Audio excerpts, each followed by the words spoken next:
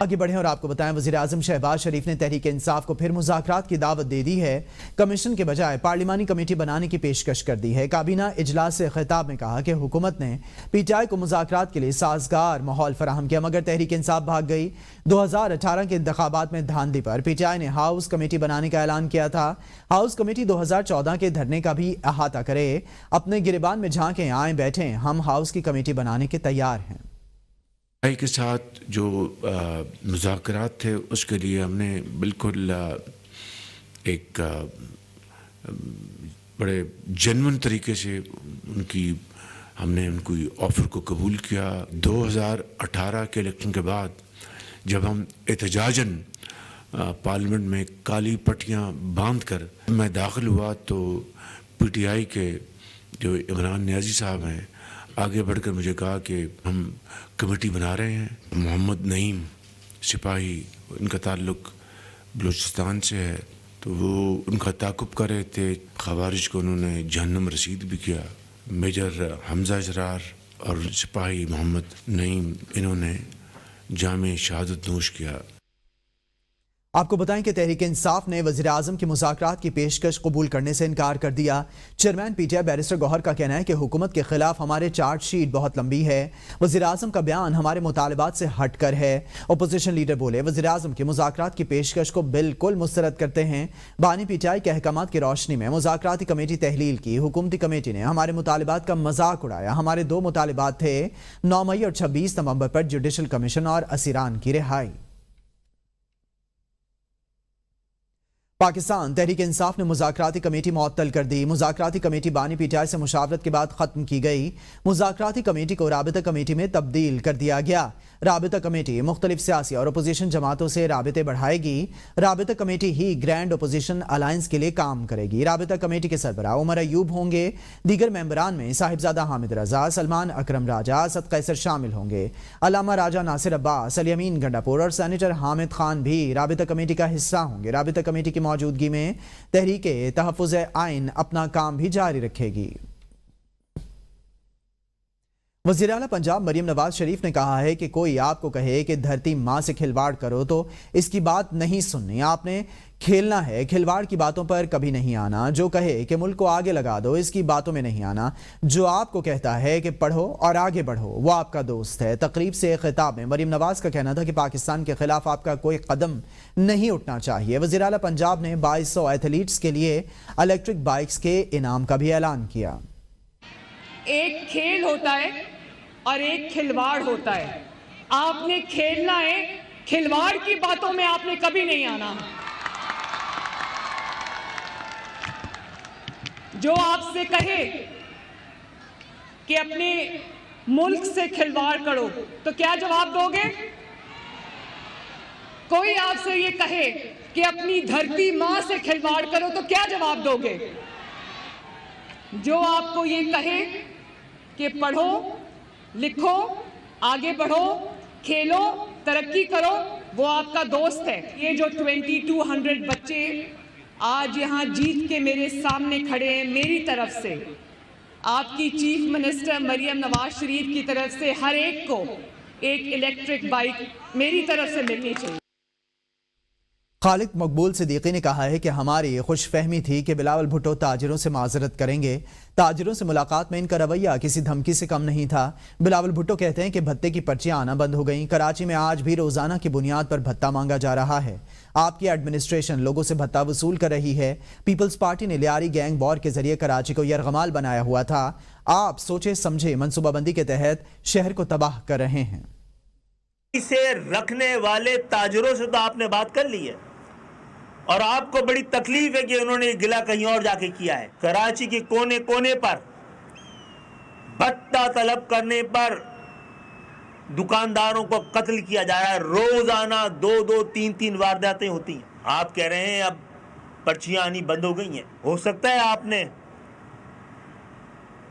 جو Lyari gang war کے ذریعے اس پورے شہر کو یرغمال بنایا ہوا تھا، پھر شاید اب یہ بھتہ سرکاری سطح پہ وصول کیا جا رہا ہے۔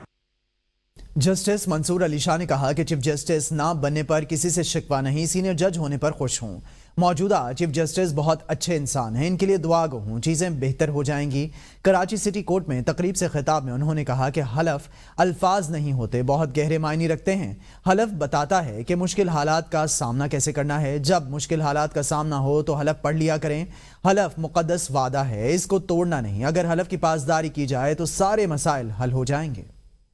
हमारे चीफ जस्टिस हैं, मैं सीनियर चीफ प्यूनी हूँ, मैं इसमें बहुत खुश हूँ। मैं सीनियर प्यूनी जज हूँ, मैं बहुत खुश हूँ। हमारे चीफ जस्टिस हैं, अल्लाह उनको ज़िंदगी दे, सेहत दे, इंशाअल्लाह चीज़ें बेहतर होंगी, बेहतरी की तरफ जाएंगी। क्योंकि जो ओथ है ये सिर्फ अल्फाज नहीं हैं, ये हमने पढ़ दिए, ये सिर्फ अल्फाज नहीं हैं, बहुत गहरे मानी रखते हैं। ये ओथ मैं समझता हूँ कि इतनी बड़ी गाइडलाइन है, एक कंपस है जो आपको बताता है कि डिफ़िकल्ट सिचुएशन से कैसे फेस करना है। आपको जब भी कभी मुश्किल आए तो ज़रा ओथ पढ़ लीजिएगा।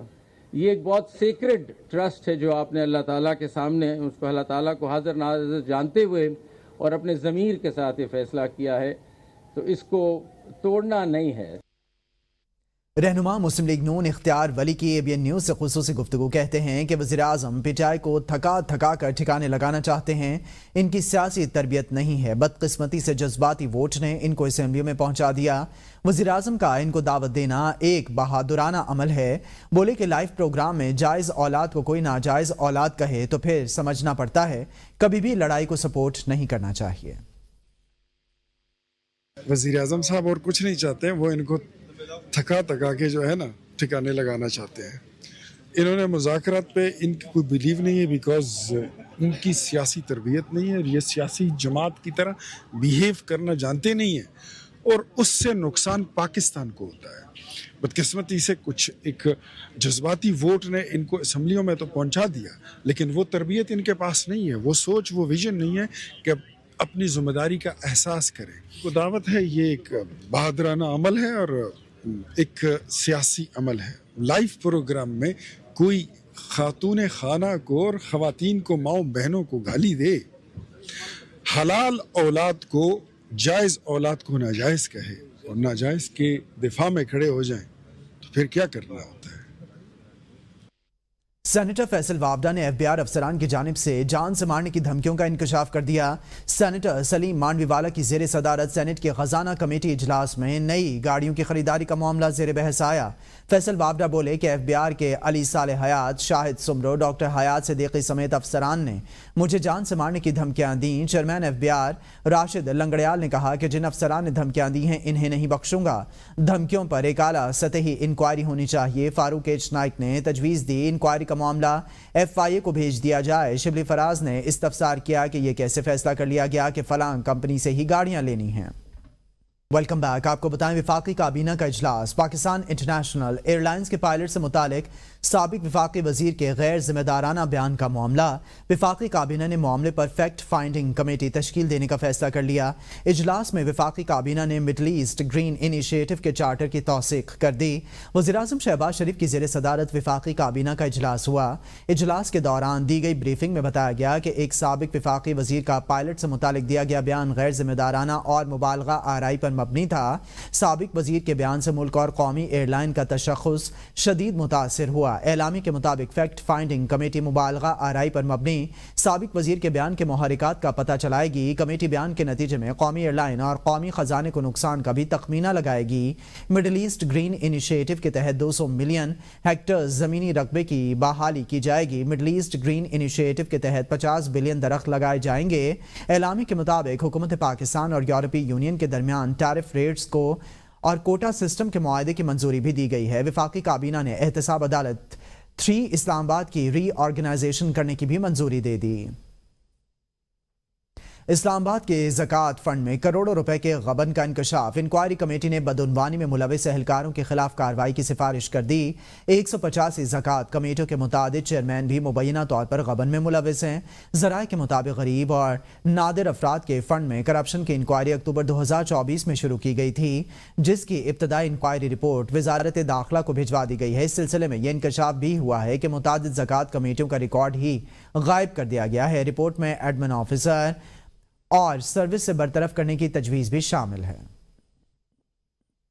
वज़ीर-ए-आज़म आज़ाद कश्मीर चौधरी अनवारुल हक ने कहा कि तैयारियां मुकम्मल, 5 फरवरी को यौम यकजहती कश्मीर भरपूर तरीके से मनाया जाएगा।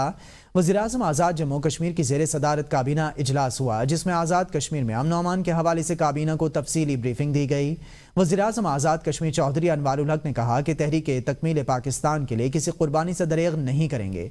पाकिस्तान ने हमेशा कश्मीरियों की बैन अल-अक़वामी फोरम्स पर भरपूर वकालत की है। आवाम के जानमाल का तहफ़्फ़ुज़ मौजूदा हुकूमत की अव्वलीन तरजीह है। वज़ीर-ए-आज़म आज़ाद जम्मू कश्मीर चौधरी अनवारुल हक ने कहा कि पाक फ़ौज की वतन के दिफा के लिए कुर्बानियों को ख़िराज अक़ीदत पेश करते हैं। वज़ीर आला खैबर पख्तूनख्वा अल-यमीन गंडापुर ने गैर तसल्ली बख्श कारकर्दगी का मुजाहरा करने वाले डिप्टी कमिश्नर्स को अपनी कारकर्दगी बेहतर बनाने की वार्निंग दे दी। वज़ीर आला खैबर पख्तूनख्वा अल-यमीन गंडापुर की ज़ेर सदारत ज़िला इंतज़ामिया का इजलास हुआ, जिसमें एडिशनल चीफ सेक्रेटरीज SMBR, मुतलका इंतजामी सेक्रेटरीज, डिविजनल कमिश्नर्स और डिप्टी कमिश्नर्स ने शिरकत की। वज़ीर आला अल-यमीन गंडापुर ने कहा कि आवाम को खिदमात और सहूलियात की फराहमी हमारी बुनियादी जिम्मेदारी है, इस पर कोई समझौता नहीं किया जाएगा। डिप्टी कमिश्नर्स अपनी कारकर्दगी को खातिर ख्वाह हद तक बेहतर बनाएं। वज़ीर आला का कहना था कि हुकूमत अरबों रुपए आवाम को सहूलियात की फराहमी पर खर्च कर रही है, इनके समरात भी आवाम को मिलने चाहिए। सरकारी इमारतों और अवामी मकामात की सफाई सुथराई के लिए खुसूसी मुहिमात चलाई जाएं। आगे बढ़ें और आपको बताएं, सुप्रीम कोर्ट बेंचेस और जजेस कमेटियों के इख्तियारात का मामला। आईनी बेंच ने जस्टिस मंसूर के 2 हुक्मनामे वापस लेने का तहरीरी ऑर्डर जारी कर दिया। हुक्मनामे में कहा गया कि 13 और 16 जनवरी के हुक्मनामे बगैर किसी इख्तियार के थे। दोनों हुक्मनामे वापस लिए जाते हैं। जजेस कमेटियां प्रैक्टिस एंड प्रोसीजर एक्ट के तहत काम करती हैं। चेयरमैन पीटीआई बैरिस्टर गौहर ने प्रैक्टिस एंड प्रोसीजर ऑर्डिनेंस 2024 के खिलाफ दरखास्त खारिज करने को चैलेंज कर दिया।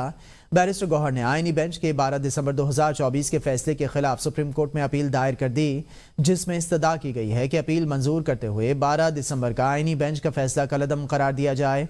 प्रैक्टिस एंड प्रोसीजर ऑर्डिनेंस के शिक 2, 3, 4, 5 आइन से मुतसादिम हैं। दरखास्त में सदर पाकिस्तान, सेक्रेटरी काबीना और सेक्रेटरी कानून को फरीक बनाया गया है। पाकिस्तानी लड़के की मोहब्बत में पाकिस्तान आने वाली अमरीकी खातून के मामले में नया मोड़ आ गया।